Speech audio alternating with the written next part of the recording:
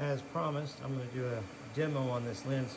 Interesting, it's activated with the camera on. When I turn the video off, it quits doing that. But this is that, I'm going to let y'all pronounce that. I don't know how to pronounce it. But it's a gold lens. I'll put a link. I got it from Amazon. I'm not sponsored. I paid for this. It was $93. But you can adjust the sensitivity delay, as well as the actual shade. It'll do a grind mode, which I never do, up to the 9, 10, 11 inch normal wood. And I showed it in this other video, but the cool thing is what comes with it in this case. Let me get this open, give me 1 second. When you put a lens inside your hood, you know, obviously there's a clear plastic on the inside to help protect it, but you can't get to your buttons, right? Well, this company actually sent some that have little holes that line up when you put it in there. It'll line up so you can change it from inside your lens and still allow that protection. So the main reason I bought this was because I have a sugar scoop that I have when I teach, and it just will not work very good with TIG on the true arc lens I was using. These apparently will kick off at about 5 amps. So I've got a couple things. I'm testing out some 7018 electrons for a company that's trying to compete with Lincoln. So I've got some 3/16 wall 4x4 tacked up right now to some 3/8 base, and I'm going to run a bead of 7018, about 125 amps. And I'll hold this and see how it does with that and the clarity. And then I've got my TIG set up over here as well.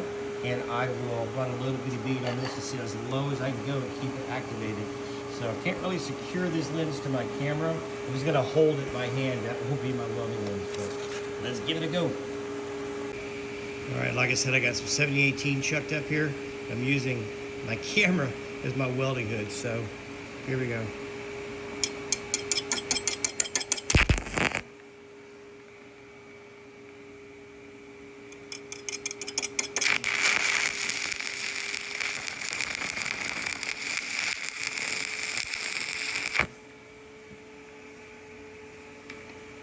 Okay, that activated pretty good.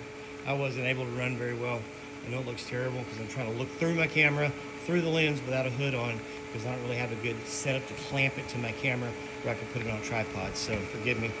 Now let me just try running a little bit of a TIG arc and see what it does. Because for the record, that's some of my 7018 welding for the weekend welders that want to criticize my work. That's fine. So we're set up for some DC TIG. That's my minimum amp. So I'm going to turn this down. I'm going to put it at about 30 amps. And let's do 20. And I'm barely going to hit the pedal and see what it brings it up. And if it can hold the darkness while the smallest arc I can make, because that's what's killing me, is I'm constantly getting arc flash while I'm trying to outshoot its welding. Okay, I've got that machine dial down that y'all saw. Here's a little 3/8 block of steel. And we're just going to arc up here at the smallest amount, see what it does. I can't really focus very well right there to see. I'm just kind of holding the arc. When my machine's reading 10 amps, I'm actually going to back off.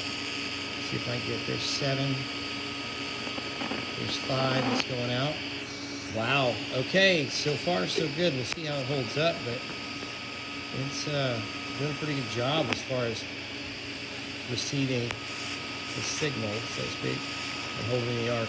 When I'm doing this, it goes out of focus, so I can't really see what my arc is real well. So again, don't criticize my welding out there. I'm not really welding. I'm just trying to hold it really, really low amperage arc. So now let's go ahead and do one more quick thing. I'm gonna put it to 125 amps, bring it up all the way to see how it handles the high end. So there it is, 125 amps dialed up with the initialization of 5 amps. Let's go. All right, here we go with 125 amps. Probably would do better if it would actually focus while it's on, but it held pretty good, so I'm good with that. I just wanted to see how it's holding when it initiates for the auto darkening part. That's what I'm worried about. So I think it's gonna work pretty good. I'm gonna toss it in my hood and give it a go. Thanks, everybody. So one more thing I want to try is to get away from it, see what it does, because when I'm in a booth, a lot of times I'm a couple feet away from the student. So let's make sure it holds the arc, because that's where I'm really losing it. So I'm going to try here. We're going to move backwards and see. Now I'm about 3.5 feet away, which is what I would be in a booth. So let's see what it does, if it'll react to that arc.